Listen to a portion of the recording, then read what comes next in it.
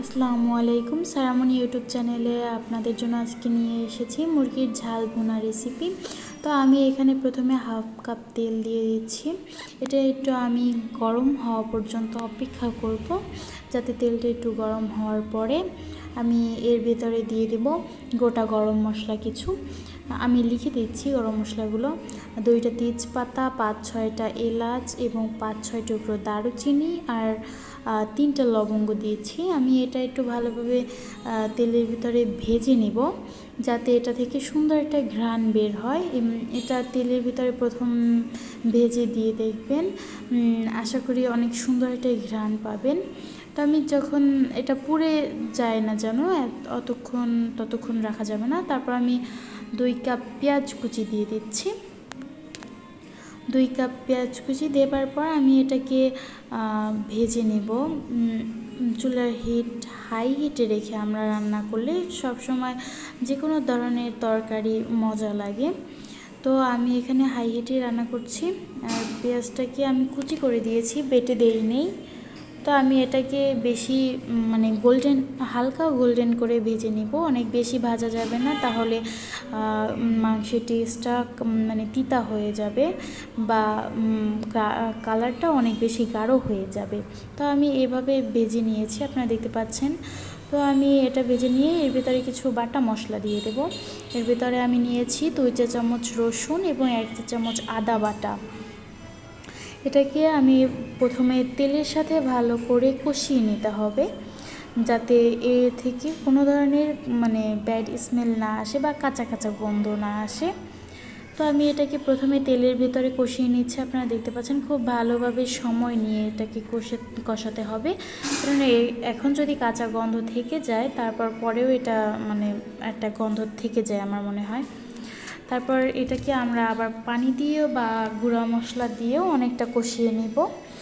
আমি এটাকে অনেক ভালোভাবে তেলে প্রথমে ভেজে নিয়েছি। এরপর আমি কিছুটা 1 কাপ পানি দিয়ে দিচ্ছি। এবার পানিটা দিয়ে আমরা গরম হওয়া পর্যন্ত অপেক্ষা করব। গরম হওয়া পর্যন্ত অপেক্ষা করার পর আমরা এর সাথে কিছু গুঁড়া মশলা ব্যবহার করব। এখানে আমি প্রথমে দিয়ে দিচ্ছি 1 চা চামচ লবণ। 1 চা চামচ লবণ দিয়ে দিচ্ছি। তারপর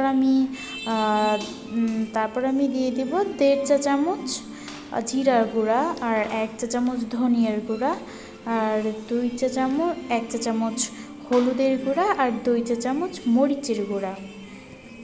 এটা দিয়ে আমি ভালো করে এটাকে কষিয়ে নেব।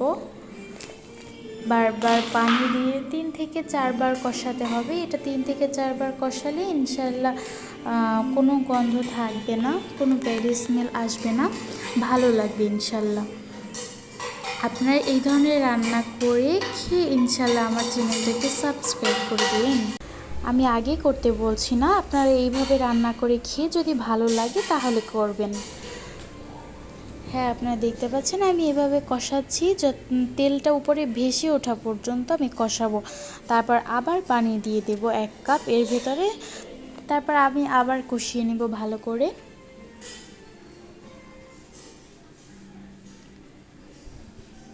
আর আপনারা যদি ঝাল বেশি খান তাহলে এই টাইমে আরও চাইলে আপনারা মরিচের গুঁড়া অ্যাড করতে পারেন। আমি এখানে 1 কাপ পানি দিয়ে দিচ্ছি আরও।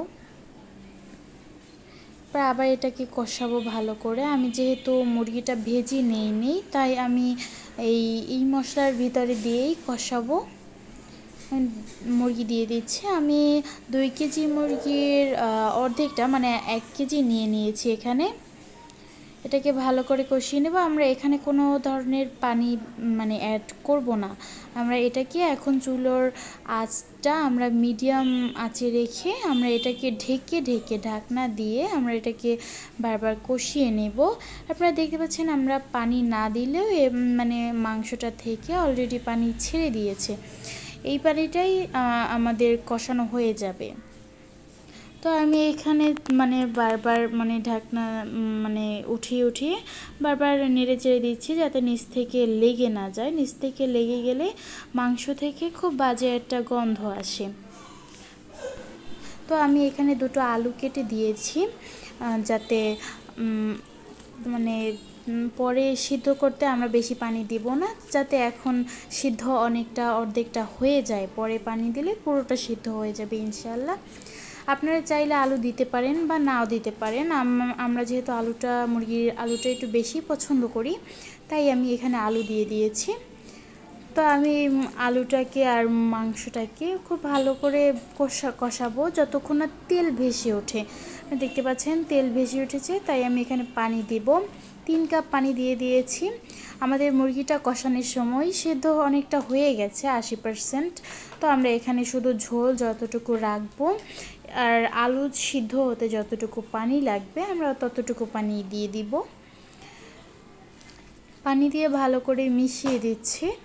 মিশিয়ে দিয়ে আমি এখানে আপনার এখন লবণ বা আপনাদের কাছে বেশি কম হলে এখনই টেস্ট করে বা আরও বাড়াতে পারেন। এরপর আমি এখানে ঢাকনা দিয়ে দিচ্ছি। আপনারা দেখতে পাচ্ছেন আমার মাংসটা মানে পানিটা শুকিয়ে গেছে, আর আমি আলু দেখছি ট্রাই করে যে হ্যাঁ সিদ্ধ হয়ে গেছে। আর আমি 3টা কাঁচামরিচ দিয়ে দিচ্ছি। মাংস উঠানোর আগে একটা কাঁচামরিচ দিয়ে দিলে সুন্দর একটা ঘ্রাণ আসে। তো আমি এটাকে দেখিয়ে দিচ্ছি। আলহামদুলিল্লাহ, আমার মাংসটার কালারটা অনেক সুন্দর হয়েছে। আপনারা রান্না করে টেস্ট করে ইনশাল্লাহ বুঝতে পারবেন।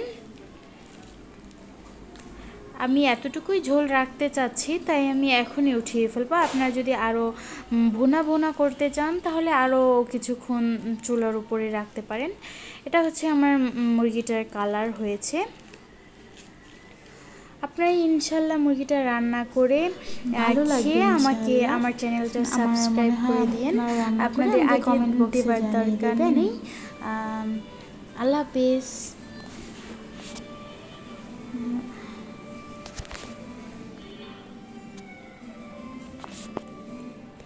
হয়ে গেছে।